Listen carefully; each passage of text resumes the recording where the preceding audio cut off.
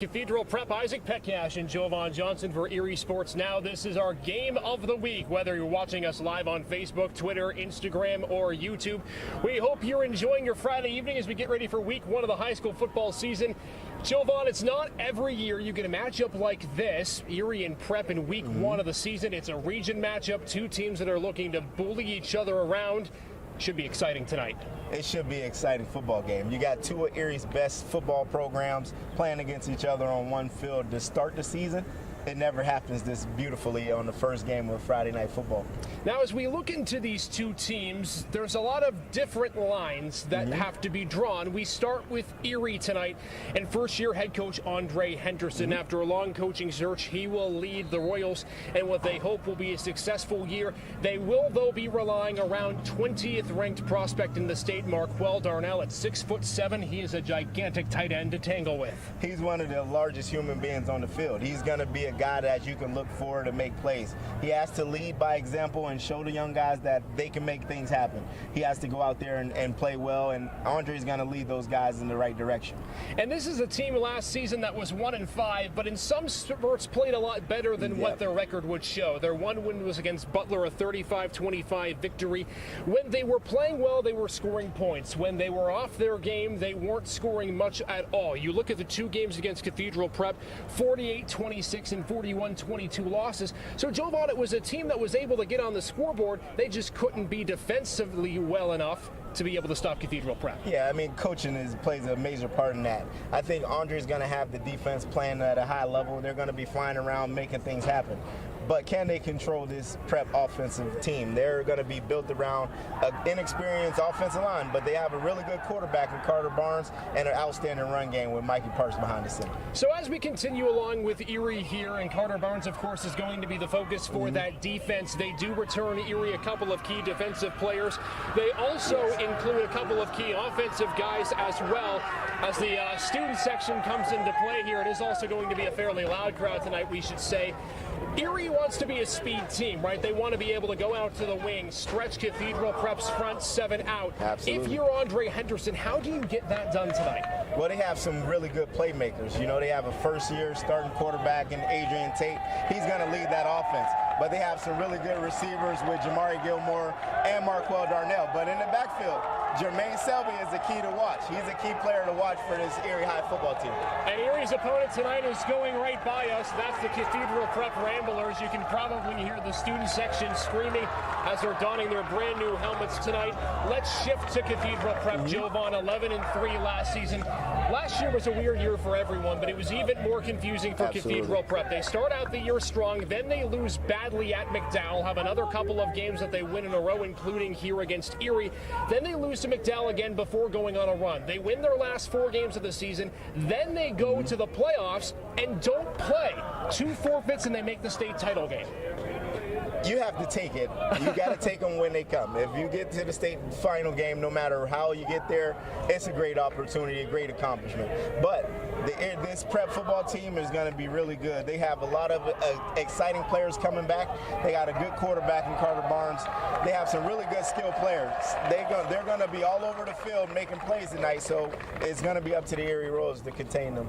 The only 2 losses besides Pine Richland in last year's state championship for the Ramblers was to Chris Yukno in McDowell. The Trojans beating Cathedral Prep 24-10 and 24-6 last year. Besides that, though, it was the scoring machine led by quarterback Tamar Sample. As we said, he won't be here this year. It's going to be quarterback Carter Barnes. This offense is prolific, and you talked about there's depth in the backfield for the Ramblers. It's not just Michael Parks at the helm of the running back. There's other guys, too. Well, Mikey Parks is going to lead the charge.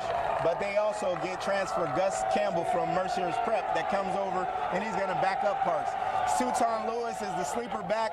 He can make plays all over the field. He did an outstanding job last year for the Prep freshman team. He's going to be a player that they can look to build off of going forward. Offensively tonight for the Ramblers, we expect a lot of rushing. Jovon and I expect just between 12, 15, maybe 18 passes for Barnes tonight.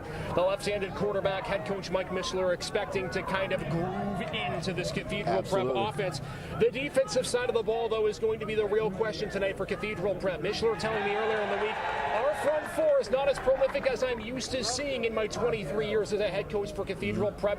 How does the Ramblers' defensive seven tonight figure out a way to stop this Erie attack, which is going to stretch the boundaries? Well, they got to work from outside forward. They got to work as a collective group to get to the football. All guys on the field have to run around, fly around, play with outstanding effort, get after the ball carrier. And when they get the opportunity to take the ball away, take the ball away.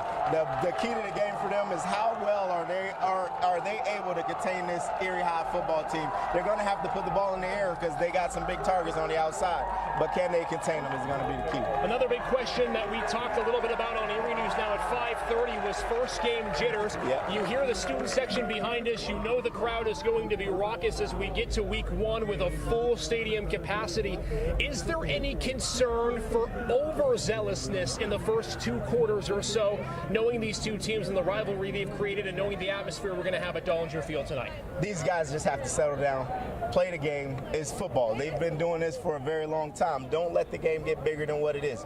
Just let the game come to you, make the plays that you're supposed to make, and everything will be just fine. If you get overly confident or overly zealous and you go out and try to do too much, that's when mistakes happen and that's when big plays happen, and you want to make sure that the coaches reel those guys back in so they can settle down and get those guys playing at a high level. Before Jovon nails down our keys of the game, let's talk a little bit about the coaching matchup. Could not be more different. One guy's in his first season, the other guy is coaching in his 23rd.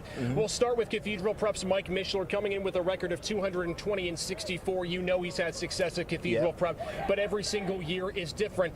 How exactly do you hone in a team that has some new faces this year, but also some experience, knowing that the expectations are so high, even though last year was a bit of a confusing one? That's where coaching comes to play. Mishler, one of the best coaches in this area that this area has seen, he's proven to do that over and over and over again. So I don't expect anything less than him putting a uniform team out there that are going to be disciplined, sound, and they're going to play fundamental football for 4 quarters, and they're going to be really good.